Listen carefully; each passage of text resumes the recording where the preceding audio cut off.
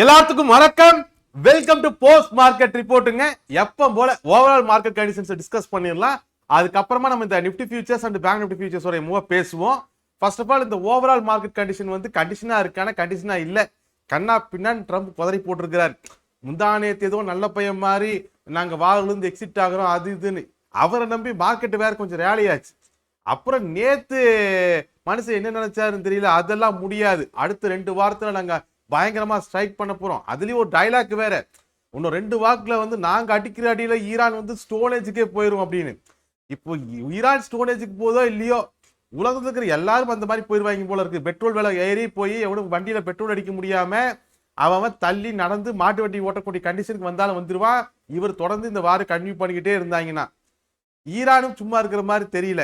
இவனுக்கு பஞ்சாயத்துல ஊர்ல இருக்கிற எல்லாரும் சிரமப்பட்டுக்கிட்டு இருக்காங்க. இது அவங்களுக்கு புரியுதா இல்ல புரியலையான்னு தெரியல. சரி, எனிவே மார்க்கெட்டை பொறுத்த வரைக்கும் இப்போதைக்கு மறுபடியும் வார் டென்ஷனை பத்த வச்சிருக்காரு நம்ம அண்ணன் ட்ரம்ப். அதாவது இந்த சிவாஜி படத்துல ஒரு டயலாக் வரும், இந்த உலகம் பல விசித்திரமான மனிதர்களை பார்த்து இருக்கிறதுன்னு. அந்த விசித்திரமே வியந்து போற அளவுக்கு ஒருத்தர் இருக்கிறாருன்னா அது அண்ணன் நம்ம ட்ரம்ப் தான். அந்த அளவுக்கு போட்டு எல்லாத்தையும் குழப்புறாரு. சரி, இப்போதைக்கு வார் இன்னும் முடியலைங்க, இவ்வளவுதான் இப்போதைக்கு. நாளைக்கே கூட வார் முடிச்சிடலாம். 3 நாள் லீவ் இருக்கு. 3 நாள் லீவு கழிச்சு நீங்க வார் முடியலன்னு சொன்னீங்க அப்படின்னால சொன்னீங்கன்னா ஒன்றும் பண்ண முடியாது. 3 நாள் தொடர்ந்து ட்ரம்ப் பண்ண என்னென்ன பேசுறாங்க நம்ம வாட்ச் பண்ணிக்கிட்டே தான் இருக்கணும். வெள்ளிக்கிழமை மறுபடியும் வார் தொடங்கியிருக்கா, இன்னைக்கு வெள்ளிக்கிழமை மறுபடியும் வார் முடிச்சிடலாம். மறுபடியும் சனிக்கிழமை மறுபடியும் வார தொடங்குவாரு. ஞாயிற்றுக்கிழமை மறுபடியும் வாருக்கு லீவ் விடுவாரு. அப்புறம் திங்கக்கிழமை நாங்க சமாதானமா போறோம்பாரு.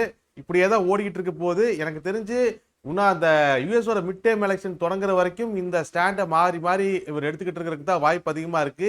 ஏற்கனவே உள்நாட்டிலேயே அவருக்கு ஏகப்பட்ட தலைவலி. நேத்து அந்த ஒயிட் ஹவுஸ் இடிச்சு கட்டுறேன்னு அங்க போய் அதை பஞ்சாயத்து பண்ணிட்டு இருந்தாரு. சுப்ரீம் கோர்ட் நீ யாரா இடிச்சு கட்டுறதுன்னு அவர் கேள்வி கேட்க அதுல வேற டென்ஷன் ஆயிட்டார். இதுக்கும் என்ன பழி வாங்க போறான்னு தெரியல.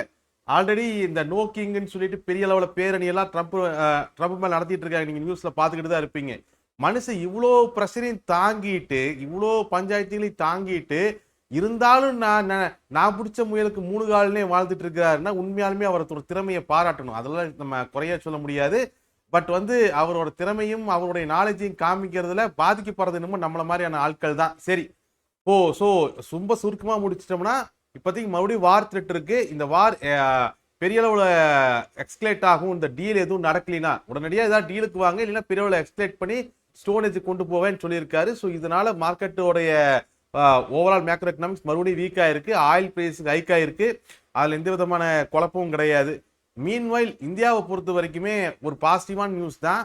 ஆக்சுவலா வந்து யுஎஸ் மார்க்கெட்ல அல்லது யுஎஸ் ட்ரம்ப் வந்து கொடுத்த அனௌன்ஸ்மெண்ட்டுக்கு மிகப்பெரிய அளவுல கேப் டவுன் ஆச்சு. ஓகே, இவன் என்ன சொல்றானே புரியாமையே இவன் இருக்கிற வரைக்கும் கம்முனு இருக்கிறதெல்லாம் வித்து போட்டு வந்துடலாங்கிற அளவுக்கு இன்னைக்கு கேப் டவுன் ஆச்சு மார்க்கெட் கேப் டவுன் ஆனோடனே இந்தியாவை பொறுத்த வரைக்குமே பெரிய பாசிட்டிவ் நியூஸா பார்க்கப்பட்டது என்னன்னா, ஆல்ரெடி 2 நாளா நம்ம போஸ்ட் மார்க்கெட் ரிப்போர்ட்ல டிஸ்கஸ் பண்ணிட்டு தான் இருக்கோம். இந்த ஆர்பிஐ வந்து பேங்க்ஸ் ஹோல்ட் பண்ணிட்டு இருந்த அந்த ஆர்பிட்ரேஜ் பொசிஷன் எல்லாத்தையும் க்ளோஸ் பண்ண சொன்னாங்க. அது கிட்டத்தட்ட 22 பில்லியன் அளவுக்கு இருந்த யுஎஸ் டாலர்ஸ்.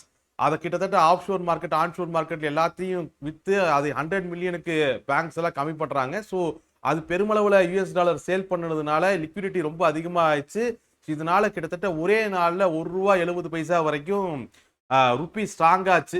அதனால இது ஒரு பெரிய பாசிட்டிவ் நியூஸா பார்க்கப்பட்டுச்சு. அதனாலதான் உலகத்தில் இருக்கிற எல்லாரும் சோகமாவே உட்கார்ந்துட்டு இருக்கும்போது நம்ம மார்க்கெட் மட்டும் ரெக்கவர் ஆகி நேத்து எங்க முடிச்சுமோ அதே இடத்துல கொண்டு வந்து இன்னைக்கு முடிச்சிருக்கிறோம். ஸோ இதுதான் நம்ம மார்க்கெட் ரெக்கவர் ஆனதுக்கான காரணம், ருப்பி ரெக்கவர் ஆனது.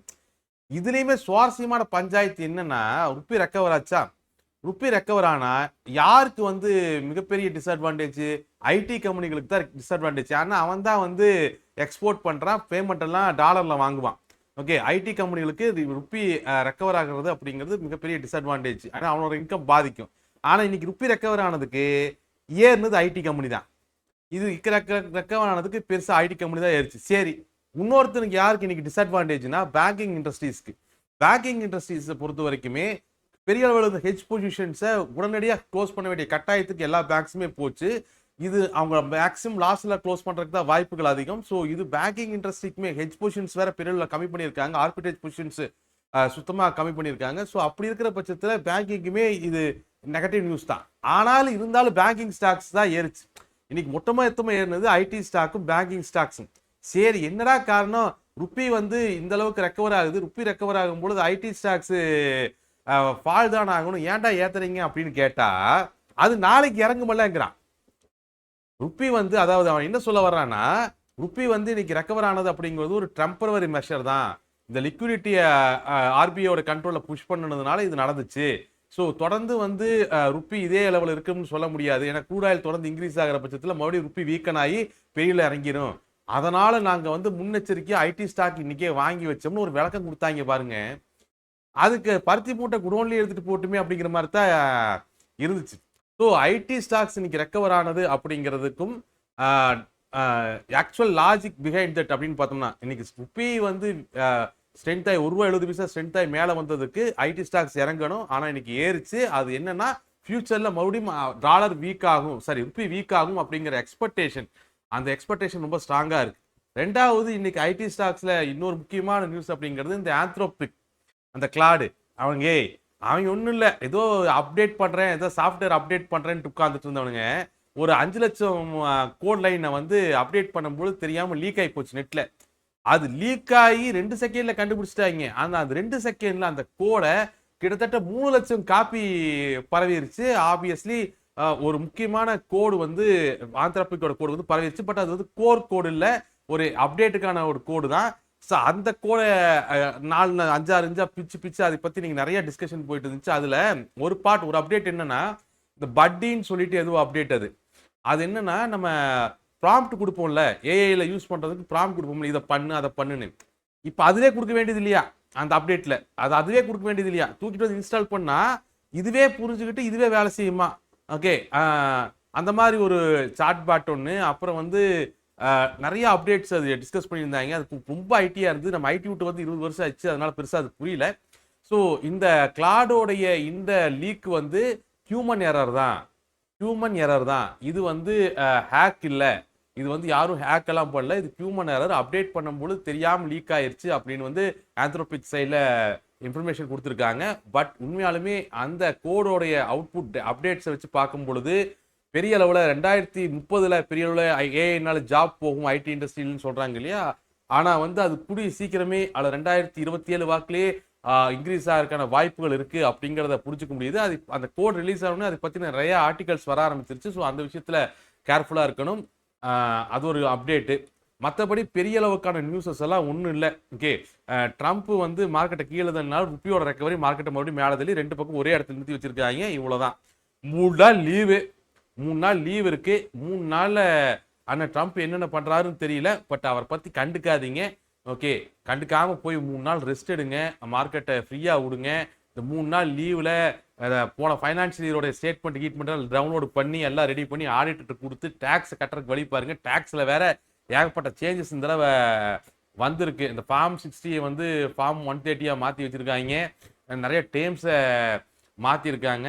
டிடிஎஸ் பிடிக்கிறதுல நிறைய மாற்றங்கள் வந்திருக்கு. இதெல்லாம் ஏதாவது ஆடிட்டர்கிட்ட டிஸ்கஸ் பண்ணிட்டு கரெக்டாக இந்த 3 நாளில் டாக்குமெண்ட் ரெடி பண்ணி ஐடி பண்ணுறதுக்கு ஃபைல் கொடுத்துருங்க. ஆனால் ஐடி ஃபைல் பண்ணிருங்க. மறுபடியும் ரிமைண்ட் பண்ணுறேன், மறக்காம ஐடி ஃபைல் பண்ணிருங்க. ஐடிக்கு அதுக்கான ஏற்பாடு பண்ணிருங்க. அதே மாதிரி 3 நாள் லீவ் என்ஜாய் பண்ணிட்டு மறுபடியும் மார்க்கெட்டுக்குள்ள வந்தீங்கனாலுமே எதை பத்தியும் ஒரி பண்ணிக்காம மார்க்கெட்டை எப்பவும் போல ஹெட்ஜஸ் எடுத்து வேல்யூல டிசிப்ளினா மூவ் பண்ணுங்க. ட்ரம்ப்புக்கு வேணா டிசிப்ளின் இல்லாமல் இருக்கலாம், சொல்ல அவர் மாறிட்டே இருக்கலாம். ஸோ டிசிப்ளின் மாறாம மார்க்கெட்டை எப்பவும் போல வேல்யூஸ்ல ஹெட்ஜஸ் எடுத்து நீட்டா ஹேண்டில் பண்ணுங்க. அது ரொம்ப முக்கியம். இங்க எப்பவும் போல வேல்யூஸை நம்ம டிஸ்கஸ் பண்ணிருக்கோம். வேல்யூஸை பொறுத்த வரைக்குமே ஆப்வியஸ்லி இன்னைக்கு மார்க்கெட்டு ட்ரம்போட அனௌன்ஸ்மெண்ட்ல பெரிய கேப் டவுன் ஆன உடனே அந்த பியர்சிங்கோடைய எண்ட் பாயிண்ட் 22,328 சொல்லக்கூடிய அந்த சப்போர்ட் ரேஞ்சில் அந்த சப்போர்ட் ரேஞ்சுக்கு வந்துருச்சு. அந்த சப்போர்ட்லேயே மார்க்கெட்டை தடுத்து நிறுத்துறதுக்கு புல்ஸ் முயற்சி பண்ணாங்க. அடுத்த சப்போர்ட் அடுத்த பியர் மார்க்கெட்டோட ஸ்டார்டிங் பாயிண்ட் 22,258 தான். ஸோ அதுக்கு கீழே மார்க்கெட்டை விடல. கிட்டத்தட்ட நீங்க பாத்தீங்கன்னா தெரியும், 2 மணி நேரம் ஃபைட் 22,328க்கு மேல மார்க்கெட்டை கொண்டு போறது. 22,328 தான் அந்த ஃபர்ஸ்ட் செட்லோடைய லாஸ்ட் சப்போர்ட். 22,328 பியர் மார்க்கெட்டினோட எண்ட் பாயிண்ட், அந்த ஃபர்ஸ்ட் மார்க்கெட்டோட சப்போர்ட். அடுத்த பியர் மார்க்கெட்டோட ஸ்டார்டிங் பாயிண்ட் 22,258 தொடங்குது. மறுபடியும் 22,328க்கு மேல புஷ் பண்றதுக்கு கிட்டத்தட்ட 1 hour புல்ஸ் ஃபைட் பண்ணாங்க. அதுக்கு மேல புஷ் பண்ணதுக்கு அப்புறம் தான் மார்க்கெட் ரேலி ஆச்சு. அது ஒன்ஸ் அது 22,338க்கு மேல 28க்கு மேல மறுபடியும் மார்க்கெட் மேல போனதுக்கு அப்புறம் அதுக்கு கீழே மறுபடியும் மார்க்கெட்டை புல்ஸ் அலோவ் பண்ணவே இல்லை. அங்கிருந்து மார்க்கெட் ரெக்கவர் ஆகி பொசிஷன் லெவல் 22,522, அப்புறம் மந்த்லி சப்போர்ட் 22,762 அச்சீவ் பண்ணாங்க. பிரைமரி ரெசிஸ்டன்ஸ் 22,832க்கு மேல மார்க்கெட் விடல. மந்த்லி சப்போர்ட் 22,768 அச்சீவ் பண்ணதுக்கு அப்புறம் அங்கிருந்து மறுபடியும் பிஎஸ் கீழே புஷ் பண்ண ட்ரை பண்ணாங்க. அப்படி கீழே புஷ் பண்ண ட்ரை பண்ண மார்க்கெட்டை டிஃபென்ஸ் 22,632ல மறுபடியும் புல்ஸ் மார்க்கெட்டை டிஃபெண்ட் பண்ணி மறுபடியும் 22,762 அச்சீவ் பண்ணி கிட்டத்தட்ட அதுக்கு மேல அதே ஏரியாவில் தான் மார்க்கெட்டை க்ளோஸ் பண்ணியிருக்காங்க. ஸோ மார்க்கெட்டை பொறுத்த வரைக்கும் பெரிய அளவில் காம்ப்ளிகேட்டடான மூவ் எல்லாம் எதுவும் இல்லை. ஸோ பியர் மார்க்கெட்டோட எண்ட் பாயிண்ட் 22,328, அதுக்கப்புறம் அடுத்த பியர் மார்க்கெட்டோட ஸ்டார்டிங் பாயிண்ட் 22,658க்கு கீழே விடாம டிஃபனு மறுபடியும் மார்க்கெட் மேலே போகிறதுல ஒரு 1 hour ஃபைட்டு மறுபடியும் 22,328 பிரேக் பண்ணி மறுபடியும் பிரைமரி சப்போர்ட் அண்டது பியர் மார்க்கெட்டோட ஸ்டார்டிங் பண்ணி 22,762 அச்சீவ் பண்ணி அதே இடத்துல க்ளோஸ் பண்ணியிருக்கோம். இவ்வளவுதான் ஓவரால் மார்க்கெட்டோடைய மூவ். மார்க்கெட்டோடைய க்ளோஸை பொறுத்த வரைக்குமே அது ஒரு ரொம்பவுமே ஒரு நியூட்ரலான ஒரு க்ளோஸ் தான். இந்த க்ளோஸை பொறுத்த வரைக்கும் அதுல டிஃபரன்ஸ் எதுவுமே இல்லை. இந்த க்ளோஸ் அப்படிங்கிறது நேற்று க்ளோஸுக்கும் இன்னத்த க்ளோஸுக்கும் பெரிய லெவலுக்கான வித்தியாசமெல்லாம் இல்லை. மேத்தமேட்டிக்கலா ரெண்டுமே ஒரே க்ளோஸ் தான். இந்த க்ளோஸை பொறுத்த வரைக்குமே வேல்யூஸ் எந்த சேஞ்சஸும் கிடையாது. எக்ஸ்ட்ராவா ஏன்னா ட்ரம்ப் நம்ப முடியாது 3 நாளைக்கு, அதனால எக்ஸ்ட்ராவா அடுத்தடுத்த ரெசிஸ்டன்ஸ் சப்போர்ட்டுகளை ஆட் பண்ணியிருக்கேன், வேற ஒன்றும் இல்லை. மற்றபடி பெரிய சேஞ்சஸ் எல்லாம் எதுவும் இல்லை. மார்க்கெட்டை பொறுத்த வரைக்கும் திங்கக்கிழமை மார்க்கெட்டை பொறுத்த வரைக்கும் 22,832 நம்மளுடைய பிரைமரி ரெசிஸ்டன்ஸா இருக்கும். அதுதான் மந்த்லி ரெசிஸ்டன்ஸுமே 22,832 தான் primary resistance and monthly resistance. அதுக்கு மேல பொசிஷன் பார்த்தோம்னா 23,078, அதுக்கு மேல இருக்கக்கூடிய மந்த்லி ரெசிஸ்டன்ஸ் 23,258, 23,338, அதுக்கு மேல இருக்கக்கூடிய பொசிஷன் 23,562. இன்ட்ராடே ரெசிஸ்டன்ஸை பொறுத்த வரைக்கும் 858, 932, 962. அதே மாதிரி primary support and monthly support வந்து 22,762, அது கீழே பொசிஷன் 22,522, அதுக்கு கீழே மந்த்லி சப்போர்ட்ஸ் வந்து 22,328, 22,258, அது கீழே மறுபடியும் ஹடல் 22,032. இதோடைய மந்த்லி இந்த இன்ட்ராடே சப்போர்ட்ஸ் வந்து 728, 662 அண்ட் 22,632. இதெல்லாம் இன்ட்ராடே சப்போர்ட்ஸ். வேல்யூஸ் ஓரளவு தரவா இருப்பீங்கன்னு நினைக்கிறேன். அதே மாதிரி ஓஏ பொறுத்த வரைக்குமே கிட்டத்தட்ட டிஃபென்ஸ் பொசிஷனை பொறுத்த வரைக்கும் 2 பேரும் ஓரளவுக்கு மெயின்டைன் பண்றாங்க. டிஃபென்ஸ் பொசிஷன் எல்லாம் குறைய சொல்ல முடியாது. ஏன்னா பியர்ஸோட டிஃபென்ஸ் பொசிஷன் நல்லா ஸ்ட்ராங்காவே இருக்கு. புல்ஸோட டிஃபென்ஸ் பொசிஷன் ஓரளவுக்கு இருக்கு. டிஃபென்ஸ் பொசிஷன் 2 பேரும் மெயின்டைன் பண்றாங்க. அட்டாக் பொசிஷன்ஸ் வந்து புல்ஸ் கவர் பண்ணிட்டாங்க. அட்டாக் பொசிஷன்ஸ் மார்க்கெட் இவ்வளவு பெரிய ரெக்கவரி, பட் புல்ஸ் வந்து அட்டாக் பொசிஷன்ஸை கவர் பண்ணியிருக்காங்க. பியர்ஸ் அட்டாக் பொசிஷன்ஸை கவர் பண்ணலை. புல்ஸ் தான் அட்டாக் பொசிஷன்ஸை கவர் பண்ணியிருக்காங்க. இன்னைக்கு மார்க்கெட்ல நிறைய விசித்திரமான விஷயங்கள்லாம் இருந்துச்சு. டாலர் அகேன்ஸ்ட் ஐஎன்ஆர் ஸ்ட்ரென்த் ஆகி ஏறுது, ஐடி இறங்கணும், ஐடி ஏறுது. டாலர்ஸ் ஆர்பிட்டேஜ் பொசிஷன்ல வித்தது பேங்க் இறங்கணும், ஆனால் பேங்க் ஏறுது. கேட்டதுக்கு நாளைக்கு இறங்குங்கிறாங்க. இங்கேயும் புல்ஸ் அட்டாக் பொசிஷன்ஸை எடுக்கல. ஸோ மார்க்கெட்ல ஓரளவுக்கு ரொம்ப கேர்ஃபுல்லா நம்ம செயல்படணும். ஓகே, ட்ரம்ப்புமே இன்னும் 1 வாரத்துக்கு அவருக்கு என்னன்னா அவரா ஏதோ வார்லேருந்து வெளிவர மாதிரி அவரோட ஈகோ தான் அவருடைய மிகப்பெரிய பிரச்சனை. இப்பவும் அந்த ஈகோ தான். ஈரானா வந்து எங்களை சமாதானமா விடுத்துக்குன்னு கேட்கணும்னு எதிர்பார்க்கறாரு. அது வரைக்கும் இவர் நிறுத்துற மாதிரி இல்லை. ஈரானும் அதை கேட்கறதுக்கு ஈரான் ரெடியாகவும் இல்லை. ஈரான் வந்து வாங்க சமாதானமா போயிடலாம் அப்படின்னு ஈரான் சரண்டராக இருக்கலாம் ரெடியா இல்லை. ஈரானே சரண்டராகும்னு ட்ரம்ப் எதிர்பார்க்கறாருன்னு நினைக்கிறேன். சரி, வாட் எவர் இட் இஸ், அது அவரோட பிரச்சனை. ஓகே, அது அவரோட பிரச்சனைன்னு சொல்ல முடியாது. நம்மளுக்கு எல்லாத்துக்குமே அதுதான் பிரச்சனை. சரி, ஸோ ஓப்பனால பொசிஷன்ஸை பொறுத்த வரைக்கும் டிஃபென்ஸ் பொசிஷன் மட்டும் தான் 2 பேர் வச்சிருக்காங்க. ஸோ ஹெட்ஜஸ் எடுத்து கேர்ஃபுல்லா மூவ் பண்ணுங்க, அது ரொம்ப முக்கியம். இங்க பேங்க் நிஃப்டியோட மூவுமே ரொம்ப காம்ப்ளிகேட்டடான மூவ் எல்லாம் இல்லை. ஓகே, சிங்கோட எண்ட் பாயிண்ட் 50,122, அது கிட்ட வரும்போது 200 கீழே வந்து உடனே மார்க்கெட்டை டிஃபெண்ட் பண்ண ஆரம்பிச்சிட்டாங்க. ஸோ சிங்கோட எண்ட் பாயிண்டான 50,122லேருந்து பவுன்ஸ் பேக் ஆகி 50,772 அந்த பியர் சிங்கோடைய எண்ட் பாயிண்ட். அடுத்த பியர் சிங் வந்து 50,138லேருந்து 51,752 அதையும் அச்சீவ் பண்ணி 2 ஸ்விங்கை ஃபுல்லா பேங்க் நிஃப்டியிலையுமே இன்னைக்கு ஒரு கம்ப்ளீட் ஸ்விங்கை ட்ரேட் பண்ணியிருக்கோம். சிங்கோட பாட்டம்ல ஓப்பன் பண்ணி அடில் சிங்கோடைய எண்ட் பாயிண்ட். அதே மாதிரி பேங்க் நிஃப்டிலையுமே 2 கம்ப்ளீட் ஸ்விங்கை இன்னைக்கு ஹேண்டில் பண்ணியிருக்கோம். மறுபடியும் கன்சல்டேஷன் ஜோன்ல தான் ஒரு ஃபிளாட்டான க்ளோஸ்ல தான் மார்க்கெட் முடிச்சிருக்காங்க 2 ஸ்விங்குக்கு நடுவில். ஓகே, ஸோ பேங்க் நிஃப்டியோடைய க்ளோஸை நம்ம எடுத்து பார்த்தோம்னாலுமே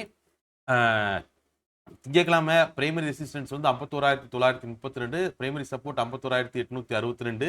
அதுக்கு மேல இன்ட்ராடே மந்த்லி ரெசிஸ்டன்ஸ் பார்த்தோம்னா 52,222, 52,778, 53,332, 53,888. அது கீழே மந்த்லி சப்போர்ட் 51,752, 51,238, 50,772, 50,122. ஸோ வேல்யூஸில் மூவ் பண்ணிக்கங்க. அதில் ரொம்ப கன்ஃபியூஸ் ஆகிக்காம ஹெட்ஜஸ் எடுத்து மூவ் பண்ணுங்க. பேங்க் நிஃப்டியோட ஓப்பன் இன்ட்ரெஸ்ட்டுமே பெரிய காம்ப்ளிகேட்டடாலாம் இல்லை. எப்பவும் போல் அதுலேயுமே டிஃபென்ஸ் பொசிஷன் மட்டும்தான் வச்சுருந்தாங்க. அட்டாக் பொசிஷன்ஸ் எதுவும் பெருசாக வைக்கல. பியர்ஸ் அட்டாக் பொசிஷன்ஸை பெரிய அளவில் கவர் பண்ணலினாலுமே புல்ஸ் அட்டாக் பொசிஷன்ஸ் எல்லாம் கவர் பண்ணியிருக்காங்க. பட் மேக்ஸிமம் ரெண்டு பக்கமே 0-0 தான் இருக்குது. ரொம்ப சொற்பமான அளவு தான் பேங்க் நிஃப்டியை பொறுத்த வரைக்குமே. சரி, மறுபடியும் ஓப்பன் இன்ட்ரெஸ்ட் திங்கக்கிழமை காலையில் செக் பண்ணிக்கோங்க. திங்கக்கிழமை மார்க்கெட்டை பொறுத்த வரைக்குமே இந்த 3 நாளில் க்ரூட் ஆயில் எந்த வகையில் பாதிக்கப்படுது அப்படிங்கிறத பார்க்கணும். ட்ரம்ப் வந்து நிஜமாலுமே வார் எக்ஸ்கலேட் பண்ணுறாரு, பெரிய அளவில் வாரை ட்ரிகர் பண்ணாரு அப்படின்னு சொன்னால், ஏன்னா வெள்ளிக்கிழமை வேற. ஓகே, இந்த வெள்ளிக்கிழமை ஆனாலுமே ட்ரம்ப் ஒரு மார்க்கம் ஆயிடுறார். அது ரொம்ப நாளாக நம்ம பார்த்துட்டு தான் இருக்கிறோம். ஸோ வெள்ளிக்கிழமை வேற வார திடீர்னு அவர் எக்ஸ்பேண்ட் பண்ணாலும் பண்ணிடுவார்.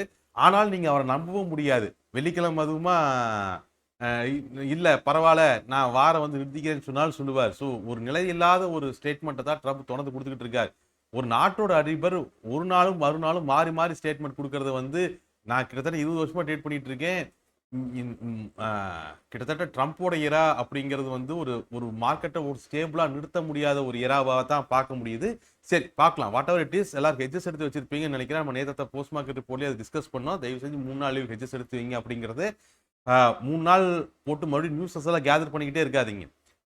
3 நாள் டெய்லி என்ன நடக்குதுனாலும் மண்டை குழப்பிட்டு இருக்காதிங்க. மார்க்கெட்டை மறந்துடுங்க 3 நாளைக்கு. ஐடி ஃபைல் பண்ணுற வேலையை பாருங்க. அப்புறம் திங்கக்கிழமை காலையில் பார்த்துக்கலாம். ஏன்னா நீங்கள் 3 நாள் கேதர் பண்ணி ஞாயிற்றுக்கிழமை நைட் ஏதாவது ஒன்று பார்த்தாலுமே நான் திங்கக்கிழமை காலையில் அந்த ஆள் நியூஸ் மாற்றி தான் வச்சிருக்க போறாரு. ஸோ ஆப்வியஸ்லி நீங்கள் திங்கக்கிழமை காலையில் ஒட்டுக்காவே பார்த்துக்கலாம். ஒட்டுக்கா பார்த்துட்டு திங்கக்கிழமை காலையில் வார் என்ன சூழ்நிலை இருக்குது, ட்ரம்ப் என்ன சூழ்நிலையில் இருக்காரு, க்ரூட் ஆயில் என்ன சூழ்நிலையில் இருக்குது, ருப்பி என்ன சூழ்நிலையில் இருக்குது அப்படிங்கிறத பார்த்துட்டு ஓஏ எப்படி இருக்குது அப்படிங்கிறத பார்த்துட்டு வேல்யூஸில் ஹெட்ஜஸ் எடுத்து மார்க்கெட்டை ஹேண்டில் பண்ணிக்கலாம். பொறுமையாக ஹேண்டில் பண்ணுங்கள். Thank you everyone. மறுபடியும் நம்ம திங்கக்கிழமை போஸ்ட் மார்க்கெட் ரிப்போர்ட்டில் பார்த்துடலாம். தேங்க்யூ.